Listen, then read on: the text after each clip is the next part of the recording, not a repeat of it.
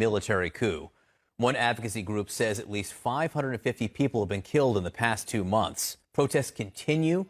They did throughout the weekend, which security officials have been responding to with this brutal crackdown, detaining thousands. At least 11 people were arrested Friday, minutes after being interviewed by CNN. Our Clarissa Ward joins us now live from Myanmar with the permission of the military, who we do want to note is escorting our team.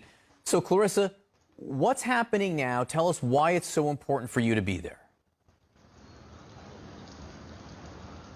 Well, as you said, John, 2 months ago, a democratically elected government was overthrown by the military in a coup after the military suffered what can only be described as a humiliating defeat in the elections back in November. That coup has given rise to an enormous protest movement that has swelled across the country.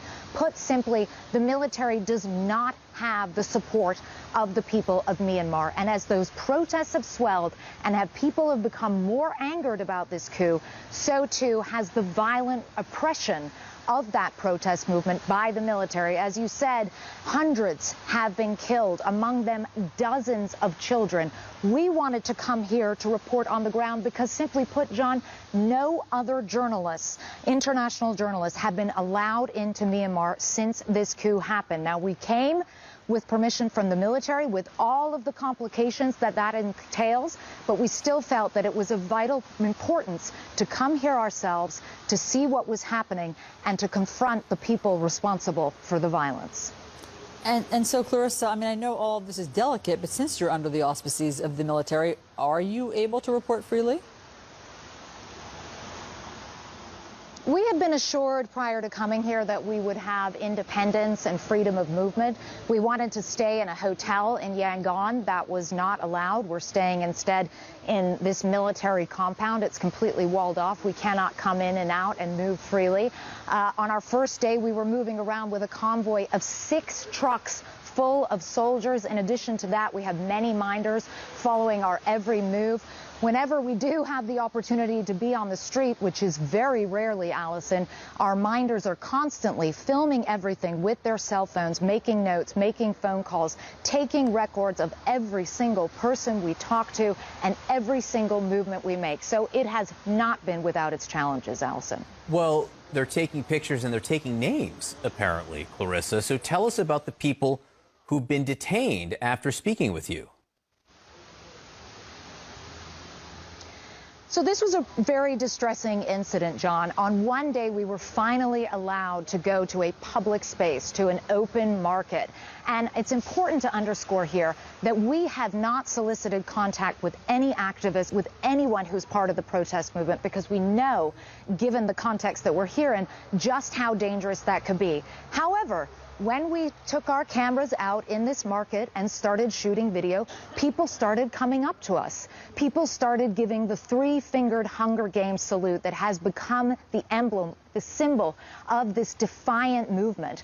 And they came up and started telling us their stories. They told us they were frightened. They told us there is no peace there. And we let them say their piece. We felt it was important to give them the opportunity to have their side of the story on the record. Shortly afterwards, however, we found out that many of them were detained. One woman actually ran after me while we were still at the market, trembling like a leaf, on the phone with someone who said that 3 people we'd spoken to had already been arrested. We had the opportunity, however, to sit down with Myanmar's senior military leadership, the government spokesman himself, and we asked him why on earth these people had been arrested, and we urged him to release them. Take a listen. We went to a market in Yangon, and a lot of people approached us because they wanted to talk to us. They wanted to tell their side of the story. We subsequently found out that at least 5 of them were arrested.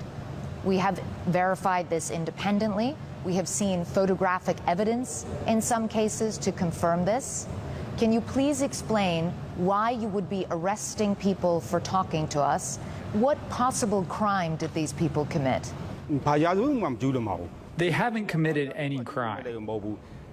We saw it on the news yesterday, and I asked how many were arrested. 11 got arrested.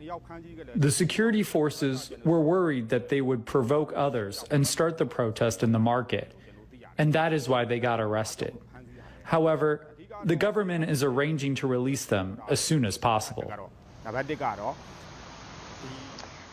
We are now very relieved to be able to confirm that at least 8 of those 11 people, and all 8 that CNN knew about, have now been released. And that is really, truly great news. But still, this just gives you such an idea of the situation that these people are confronting here. They can't even say on camera that they're frightened, that they want a better future, that they want democracy without being arrested. That's how threatened the military is by these people and by this enormously popular protest movement. John, Allison? So Clarissa, why does the military want you there, or why have they agreed to allow CNN to be there if they're just going to arrest everybody that you talk to?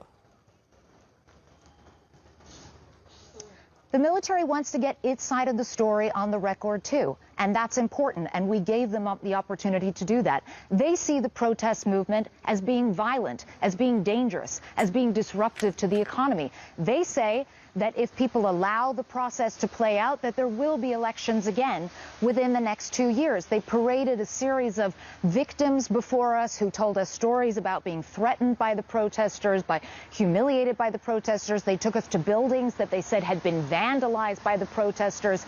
But when it comes to the idea of this 2-year process before which there will be elections, you can understand why very few people here have any faith in that.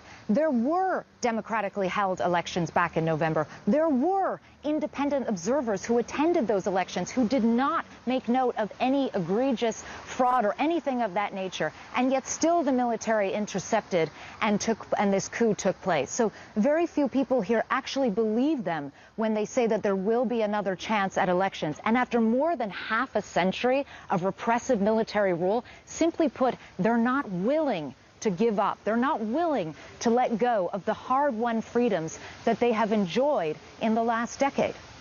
Clarissa, do you have a sense if the military regime, their power is coalescing or growing at this point? Where is it on the curve as you look towards these elections, 2 years from now?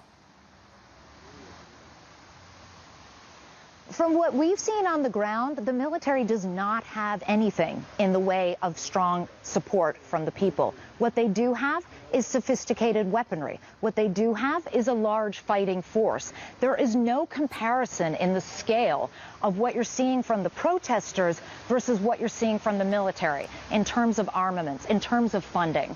And so the military does have that on its side, and it may well be that brute force wins the day here. What's very concerning to so many people, including the United Nations, who warned that this could turn into a bloodbath, is that as the protesters become more incensed, as the protest movement becomes more violent, this country could be on course for real civil strife, and nobody wants to see that happen. Clarissa Ward, we are lucky to have you there. The world is lucky to have you there. So we get a window as to what is happening.